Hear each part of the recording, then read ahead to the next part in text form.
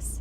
So I'm in the parking lot to a doctor's appointment, which I got right into, but I just wanted to do an update before I go in. So on Saturday, I ended up, oh, I can't see the reflection of my glasses. I ended up going to the emergency room just because I kind of thought like Saturday morning the bleeding was kind of slowing down, but it didn't. It kind of stayed steady, and I think that was the 5th day. And I started thinking, like, what if, something can be done, or what if there's something I need to be concerned about, like for my health, or just like what if something could be done, like what if they could check and they could see what was going on and something could be done. So I did. I went to one just in the next town because it's a smaller one, and they saw me pretty quickly. But because of the long weekend, they couldn't do an ultrasound. And they also said that the main hospital closer to where we lived wouldn't do one either. And I presented well too. Like, I was fine. It wasn't like I was hemorrhaging or I didn't have infection, like visible signs of infection or anything like that. So I think they knew that it wasn't an emergency. And I'm sure if there was an emergency, they could do ultrasound, but just for me, that wasn't available. So I had a doctor's appointment scheduled for Wednesday anyway, so I figured I'd just wait until then. They did do a urine test, a urine pregnancy test, and it came back negative, which I was pretty surprised about because I was still feeling like just hints of nausea and just still feeling pregnant. So I was surprised that like the HCG would have dropped so quickly. When I got home, I took my own pregnancy test because the doctor there said that they get false negatives and that it didn't really mean anything. If I got positives at home, then she was just going to go with that. Sorry, I'll jump back. They did offer to do a blood test, but I declined because she was saying like they'd have to check the HCG level, and then I could come back in a few days' time and check it again and see if it was going up or down. So I didn't feel like I was going to get a decisive answer that day, and I just, like, if a blood test wasn't necessary, then I just didn't want to be poked, That's just how I was feeling about it. Like if I was like sick or something like that, it would be different, but I just felt like it wasn't necessary, and I just didn't, in the place I was at, like I felt like it was invasive to me. So when I went home, I took my own pregnancy test, and it did come back positive, but the line was very faint. So it was more faint than the last one that I took.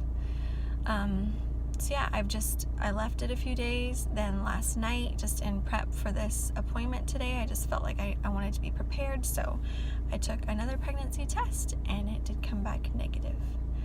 So I feel kind of prepared for this appointment. I'm not sure exactly what I want from it. I'm thinking I just want to know kind of the process, and if the doctor thinks I've had a complete miscarriage or if it's still like pending, and maybe just get an ultrasound to see if there's still anything there. So yeah, it's been a hard drive here. It's like a 30-minute drive, and just thinking of all this, I think I'd kind of like just put it on pause because I didn't want to deal with it until I knew for certain that there was something I needed to deal with. But I think I've already got my answer. I don't want to accept it. But yeah. Anyway, so I'm gonna go into this appointment, and I'll let you guys know what happens. Hey, so the appointment was pretty quick. I have a referral for a blood test to check my HCG level. If you guys don't know what that is, it's a hormone that your body produces when you're pregnant, and it increases throughout the beginning of the pregnancy. Like it doubles every 2 or 3 days, and that's what a urine pregnancy test picks up on. So the blood test is to check on that and my iron or something like that, I don't know, and an ultrasound. And the doctor said that those two combined should be able to tell if there is anything still in my uterus. I struggle with this, the terms of it. If there's anything, is there any parts of my baby or a placenta or any of that still in my uterus? They did say, like, if there was still anything in there, that you can either wait it out, you can take medication to help bring it out faster, or you can have a surgical procedure called a D&C, where they dilate the cervix and then they use like a tool to clean it out. I felt pretty strongly in the past that if I miscarried, I would want to do it naturally, but I think I understand maybe a little bit more why people would opt for the other procedures, because you can schedule it and it's done. And if you opt to have a natural miscarriage, which is where you just wait for your body to bring everything out, then you don't know when it's going to happen and you don't know what it's going to be like. It's different for everybody and you don't know how long it's going to go on. And that's hard, because it's, I guess I get like just wanting it to be over with, but this is the process. Like, if I'm going to do it naturally, this is the process. And there's a grieving process that I think can run parallel alongside of that, you know, all the different stages of it. And I called all the ultrasound line for our area, and the soonest available one is on Friday afternoon, so that's in 2 days. So yeah, I booked that. I am back in the car. It is a few days later though. It's Wednesday afternoon and I'm heading to my ultrasound appointment. I have been all right at home. I've just been, you know, feeling a bit sad, but as soon as I started getting ready for this appointment, just emotional floodgate. I actually feel physically sick. I thought I was going to throw up a little while ago. So I think it's just confronting. It's going to be confronting just to actually see and to have it confirmed that that's what happened. So I've got about a 30-minute drive, so I'm going to start heading that way because I meant to be early. So yeah.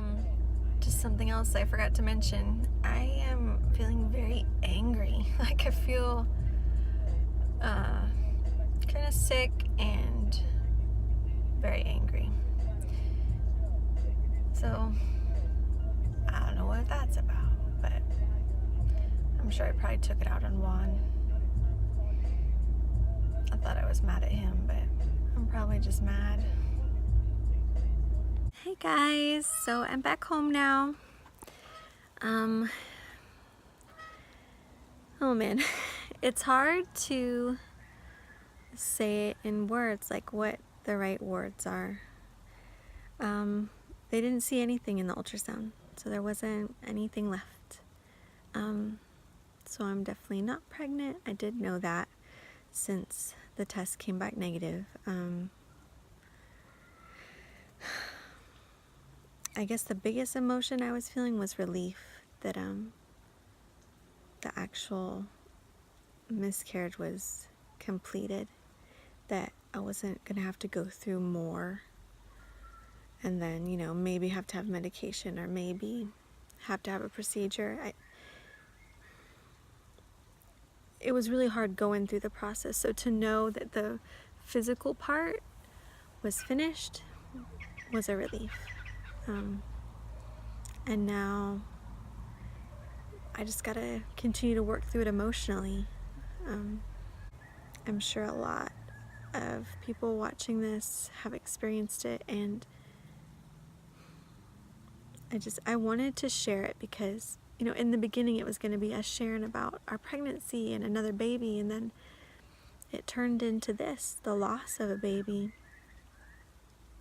But God knew it would happen, and He put on my heart to share it. And it's important to know that other people have gone through that, and that all the feelings and emotions and thoughts that you're having are normal, that other people have had that too, that you're not alone. I really hope that it's a comfort and a blessing to somebody watching this. It's been quite a journey, and I know that it's not over. I've still got stuff to work through, and my husband does too.